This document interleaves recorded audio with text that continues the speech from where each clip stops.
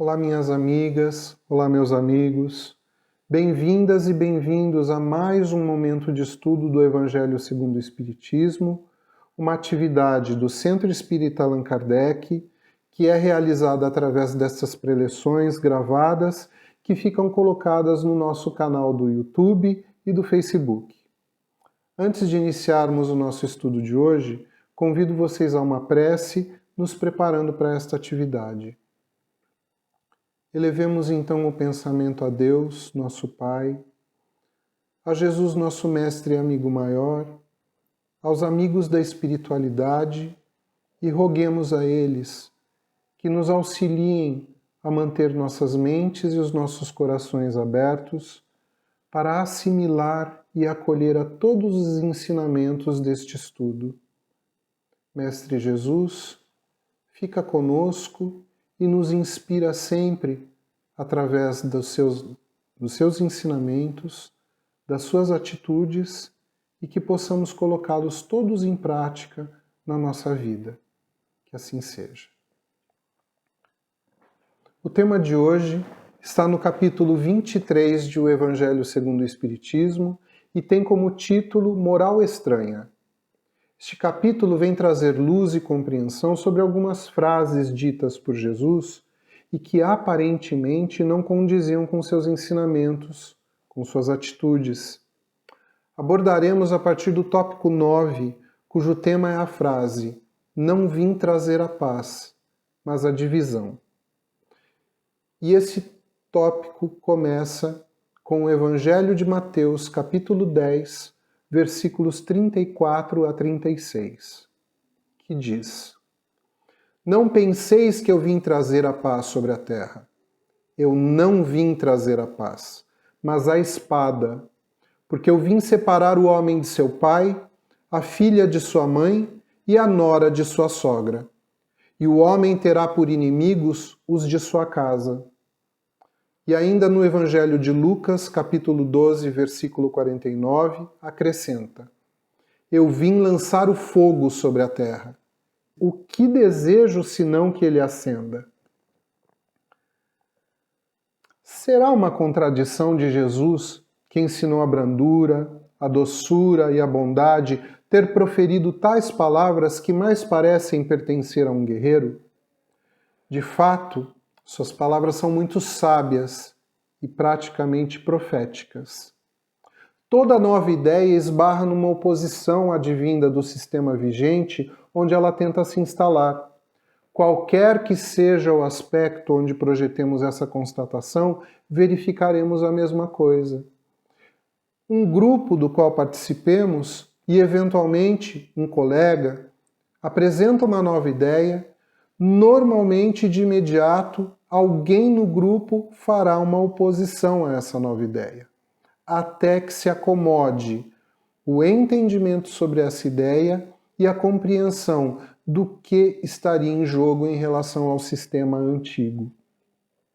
Novas ideias e novos comportamentos quebram paradigmas, questionam tradições, revogam valores e crenças e tiram as pessoas de sua zona de conforto.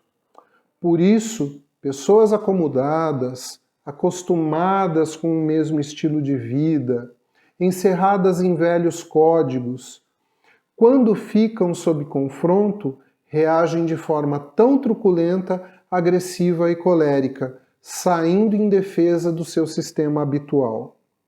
Novas ideias, quando fracas e inconsequentes, perdem rapidamente sua vitalidade, mas quando possuem uma base sólida, tornam-se um perigo para os interesses daqueles que pretendem sustentar aquilo que está sob o foco de uma possível mudança.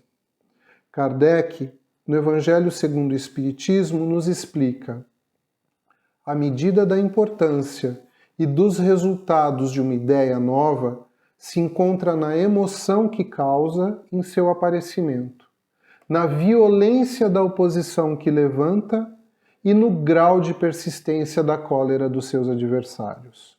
Quando queremos avaliar uma nova ideia, precisamos então prestar atenção nesses três aspectos.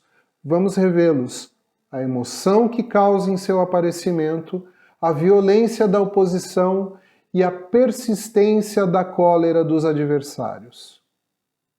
Assim foi com o cristianismo, uma doutrina que abalou as bases das religiões pagãs de seu tempo, confrontando os interesses pessoais e os abusos de seus sacerdotes e doutores.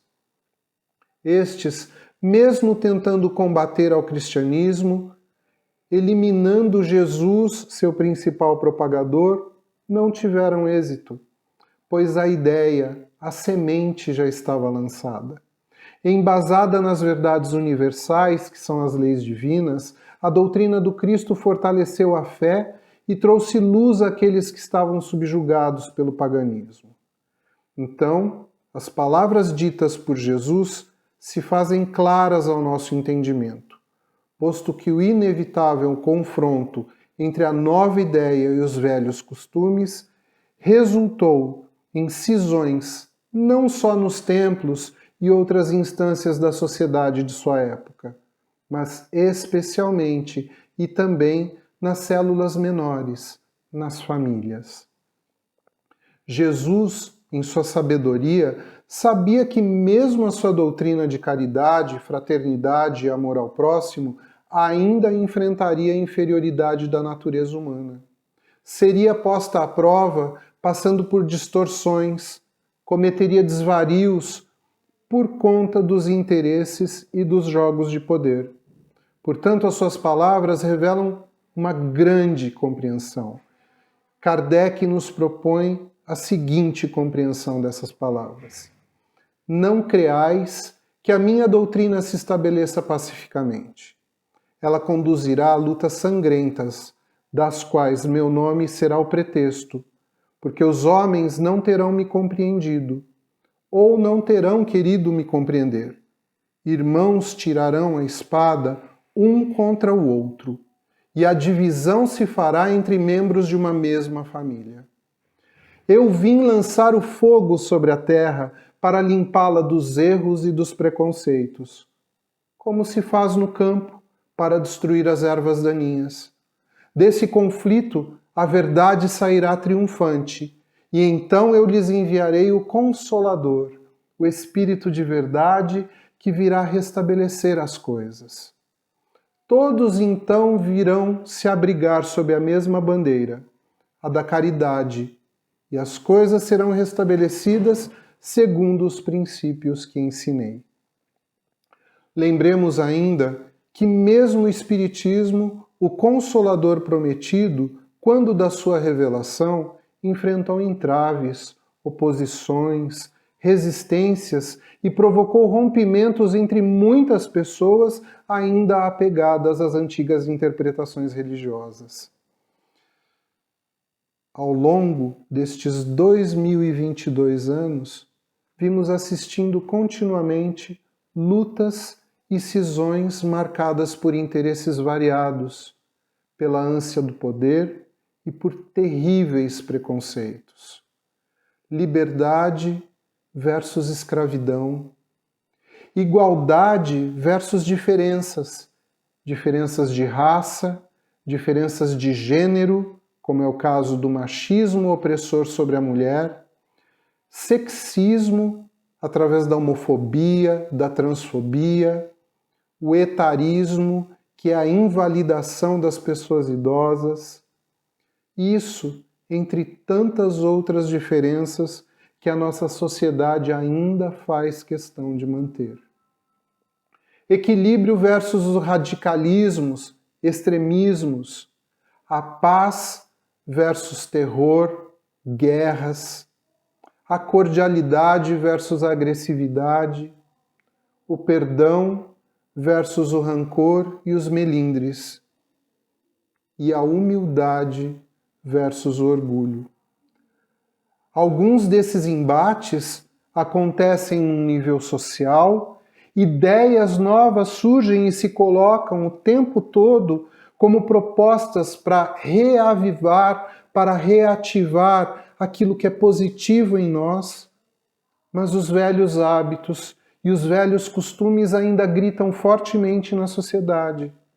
Mas dentro de nós, uma guerra ainda se trava continuamente, A nova ideia é a ideia da humildade, da entrega, do amor ao próximo, amor incondicional ao próximo, porém, o velho costume do orgulho ainda mantém uma forte oposição a isso. Para toda mudança existe um tempo, uma maturação. O Espiritismo, no tempo certo, vem realizar as promessas do Cristo. Cada vez mais pessoas estão despertando para a necessidade de praticar o bem, de serem caridosas, fraternas e de amarem incondicionalmente ao próximo. Estamos no caminho, somos ainda meros aprendizes, mas já sabemos que somente através da vivência dos ensinamentos do Mestre Jesus cessarão as divisões. Então se fará uma nova terra de igualdades, de paz e de evolução. Estamos em tempos, lamentavelmente, em que ocorrem cisões entre amizades, cisões entre famílias, marcados por diferenças, muitas vezes, que não interferem efetivamente em nossas vidas. Marcadas por diferenças de interpretações, marcadas por crenças, marcadas por expectativas, esperanças. E, infelizmente, quando assistimos essas cisões, temos que ter consciência que o que está falando mais alto sempre é o nosso orgulho. Quando somos o alvo da cisão, temos que estar atentos se o nosso orgulho não está falando mais alto, se às vezes não estamos sendo ignorantes para aquilo que tanto pretendemos, que é o amor, a fraternidade. Quando a cisão vem do outro lado, por parte da outra pessoa, do quanto o nosso melindre, a nossa mágoa, fala mais alto também através do nosso orgulho. Do quanto precisamos ser mais tolerantes, mais acolhedores, do quanto fraternidade e empatia precisam caminhar lado a lado, e especialmente precisamos aprender a respeitar os limites, as crenças, a respeitar as escolhas e o livre-arbítrio do nosso próximo, assim como desejamos que o nosso seja respeitado. Isso vale para tudo. Em tempos tecnológicos, pessoas que discordam entre si numa rede social rompem, cindem, às vezes entre família, entre pessoas que se amam e que se gostam, por orgulho, por mero orgulho. Que tenhamos neste momento, a partir da compreensão do que Jesus nos mostra. Ele nos mostra especialmente neste trecho, nessa fala, que quando ele diz que ele não veio para trazer a paz, mas a cisão, é para que nós, a partir dessa cisão, consigamos olhar para a nossa falha, para o nosso orgulho, que é ele normalmente que marca a necessidade desses rompimentos. Não acolhemos o novo porque queremos defender bravamente aquilo que é antigo, aquilo que às vezes é até ultrapassado, mas que faz parte do nosso hábito e da nossa zona de conforto. Que tenhamos todos a atenção, o ouvido aberto para ouvir, o coração aberto para acolher aquilo que vem como novidade, aquilo que chega e que pode trazer algo bom, algo de melhor, que possamos também ser frutos de boas e novas ideias, possamos também ser portadores da semente de novas ideias e que assim se construa um novo tempo de paz. Na sequência, eu convido a todos para realizarmos uma vibração e em seguida encerrarmos o nosso estudo de hoje. Então, ainda com os nossos pensamentos elevados a Deus e a Jesus, vamos envolver todo o nosso planeta numa aura de paz, de harmonia, pedindo aos bons amigos da espiritualidade que estejam também conosco, levando bons fluidos a todos aqueles que necessitam. Vamos vibrar pelo nosso Brasil, pedindo especialmente pelos nossos governantes, mas especialmente pelo nosso povo. E que em todo lugar onde um irmãozinho nosso estiver neste momento, passando por necessidades, pela carência de recursos materiais, carência de recursos de educação, de saúde, carência do alimento, do conhecimento, que esses irmãozinhos possam receber o amparo, ter a esperança e especialmente a força para talvez serem objetos de mudança. Talvez eles possam trazer o novo, a nova ideia e significar uma melhora. Que eles encontrem solo fértil para as novas sementes. E aqueles que não o conseguirem, que tenham o amparo de amigos, o amparo de pessoas com melhores recursos.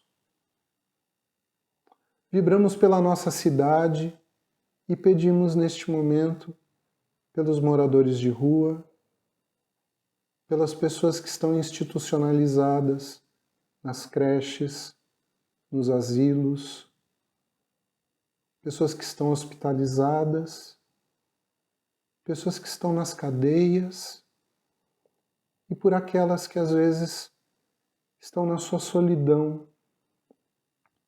Mestre Jesus, encaminha para cada um desses irmãos os abnegados obreiros do bem, encarnados e desencarnados. Que cada uma dessas pessoas possa receber a mão amiga, que ofereça o recurso de que necessitam. Pedimos neste momento, Senhor, por algum caso particular que conhecemos, algum amigo, algum parente, algum conhecido que necessita de ajuda, necessita, Senhor, da sua proteção. E pedimos, por fim, pelos nossos familiares, pelos nossos conhecidos, pelas pessoas com quem convivemos e por nós mesmos. Que tenhamos sempre a sua proteção, a sua presença em nossas mentes e em nossos corações. E aproveitamos ainda esse momento para agradecer, Senhor. Agradecer por tudo que temos, tudo que somos, e agradecer por nos possibilitar receber sempre, de alguma forma, os Teus ensinamentos. Gratidão, Senhor, pelo Centro Espírita Allan Kardec, por todas as pessoas encarnadas e desencarnadas que são ligadas a esta abençoada casa, e por tudo que temos a oportunidade de crescer e de aprender em grupo, em conjunto. Fica conosco, Jesus, orienta as nossas mentes e os nossos passos no bem e faça sempre de nós instrumentos da sua paz. Agradeço imensamente a atenção e a companhia de cada um de vocês. Que a gente se veja em breve em outras preleções, em outros estudos. Um grande abraço.